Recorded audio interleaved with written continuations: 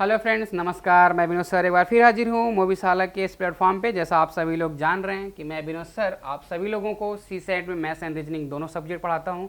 और अभी हम लोग फिलहाल डिस्कशन कर रहे हैं 2019 के टॉप क्वेश्चंस का।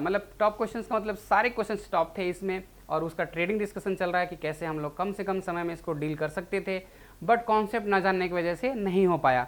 तो ये सारे कॉन्सेप्ट यदि आपको सीखने हैं जिससे कि आप लोग भी अच्छे से अच्छे मार्क्स ला सको, तो ज़्यादा कुछ नहीं, बस आप मोविशाला का ये ऐप डाउनलोड करिए जो कि प्ले स्टोर पे फ्री ऑफ कॉस्ट उपलब्ध है। लॉगिन होइए हमारे कोड के थ्रू जो कि VVC1508 है, और सीखिए भी सारे कॉन्सेप्ट जो कि होने वाले हैं आपके लिए बहुत ही बेनिफिशियल। चलिए देखते हैं कि कैसे इस क्वेश्चन को हम कम टाइम में सॉल्व कर सकते हैं। जैसा आप देख पा रहे हैं ये क्वेश्चन किस टाइप का है, उम्र की बात की गई है, यानी एज की बात की गई है, यानी कि एज रिलेटेड ये क्वेश्चन है। तो एज रिलेटेड क्वेश्चन मैथ्स में भी आता है और रीजनिंग में भी आता है, तो इसका हम लोग कॉम्बिनेशन पढ़ते हैं।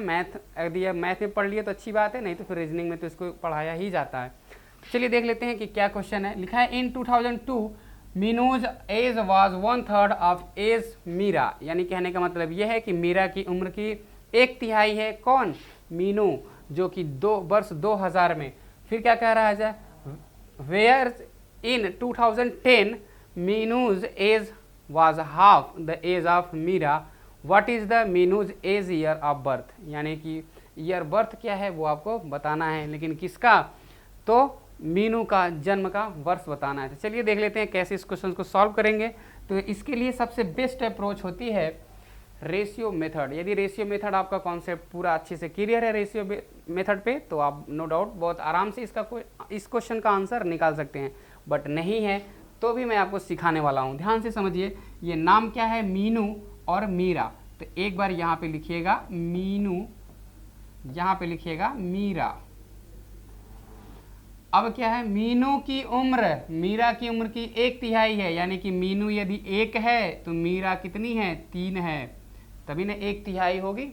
अगर ये कॉन्सेप्ट सारे जानते हैं तो आप नो डाउट बहुत आराम से कर सकते हैं, नहीं जानते हैं तो फिर बहुत ही प्रॉब्लम होने वाली है आपको। ये सारे कॉन्सेप्ट आपको सीखने होंगे। फिर तो सीखने के लिए बस एक उपाय है कि आप लॉगिन होइए हमारे कोड से, और उसके बाद जुड़ जाइए हमसे और सीखिए हुए सारे कॉन्सेप्ट जो कि बहुत ही बेनिफिशियल होने वाला है आपके एग्ज़ाम के लिए। आगे बढ़ते हैं। कह रहा है कि 2002 में तो ये था, 2010 में क्या हुआ कि 2010 में ये देखिए ध्यान से समझिएगा, ये क्या हाँ था, ये 2002 में था। फिर 2010 में क्या है? मीनू की उम्र मीरा की उम्र की आधी थी, यानी कि ये आधी थी, यानी ये 1 थी तब ये 2 थी, यानी कि 2 का ये 1 हो गया, तभी तो आधी हुई। लेकिन कब? और ये बात है 2010 की। तो आप देख पा रहे हैं, ध्यान से देख पा रहे हैं इसको, कि ये घटना कब हुआ रहा है? 8 साल बाद, यानी 8 देखिए 2 से 10 यानी कि 8 साल बीत गया।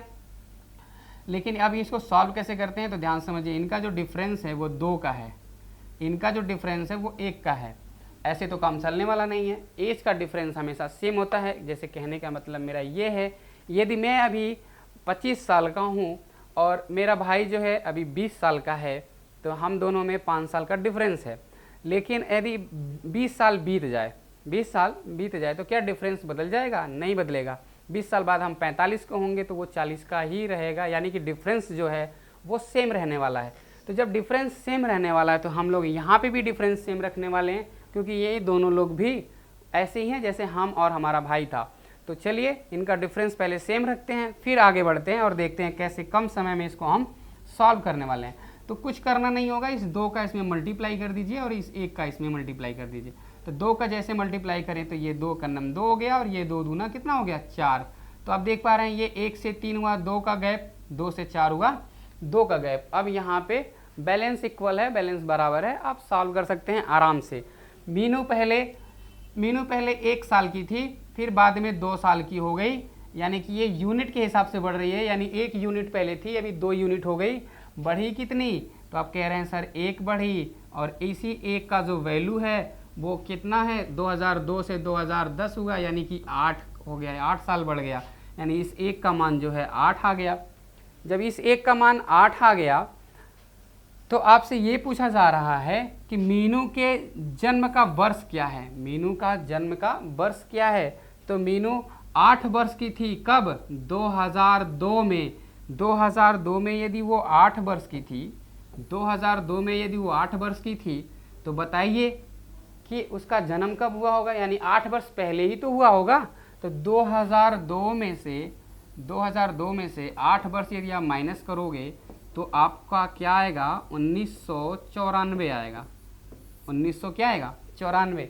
2002 में यदि वो 8 साल की थी तो 1994 में वो उसका जन्म हुआ होगा। 94 6 2000 और 2 8 हो गया।